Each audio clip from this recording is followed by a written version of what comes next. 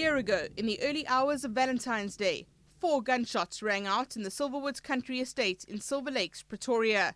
Within moments, aspirant model Reeva Steenkamp, a 29-year-old on the cusp of celebrity stardom, lay dead on the tiled floor of none other than her boyfriend, Paralympic hero Oscar Pistorius' luxury home. The incident would send shudders across the world as it exploded into a media frenzy, with every salacious detail of the Shakespearean tragedy being played out in front of flashing cameras. When news of the shooting first broke, it was believed to be a terrible accident.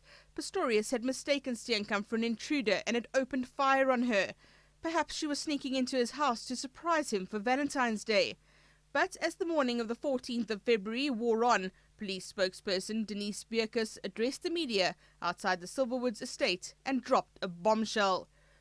We can confirm that there was a shooting incident this morning at the home of the well-known Paralympic athlete Oscar Pistorius.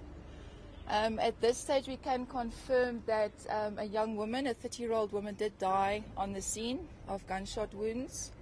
A 26-year-old male has been arrested and has been charged with murder. But I can confirm that there has previously been incidents at the home of Mr. Oscar Pistorius. I'm not going to elaborate on that. There have previously been incidents. Perhaps all was not as it seemed. Pistorius was arrested on a charge of murder and taken to the Bushkop police station. A day later, the Blade Runner made his first appearance in the Pretoria Magistrates Court. He was remanded in custody at the Brooklyn police station until his formal bail application 4 days later. Meanwhile, Pistorius' family and management released a statement in which he denied the charges against him in the strongest terms and sent his deepest sympathies to Reeva Steenkamp's family. We deeply regret the allegations of premeditated murder. We have no doubt here is no substance for the allegations, and that the state's own case, including its own forensic evidence, strongly refute any possibility of a premeditated murder or murder as such. As he spent the weekend behind bars, stories emerged in the media about what may have transpired in the athlete's home, possible motives and past incidents of apparently reckless behavior. A new Oscar was revealed on the front pages of newspapers. On the 19th of February, as Reeva Steenkamp's friends and family paid tribute to her at a memorial in her hometown of Port Elizabeth, Pistorius' formal bail application got underway. The prosecution, led by the man known as the Bull Terrier, Gerry Nel, confirmed that the state was charging the Paralympian with the most severe charge, that of premeditated murder, and wanted the court to treat it as a Schedule 6 offence, making the prospect of bail much more difficult. The state claimed Pistorius and Steenkamp had an argument. He followed her into the bathroom and intentionally shot 4 rounds through a locked toilet door with the purpose of killing her. But a deeply emotional and tearful Pistorius put his own version of events before the court in a sworn statement, denying the allegations and insisting he thought he was shooting at an intruder out of fear.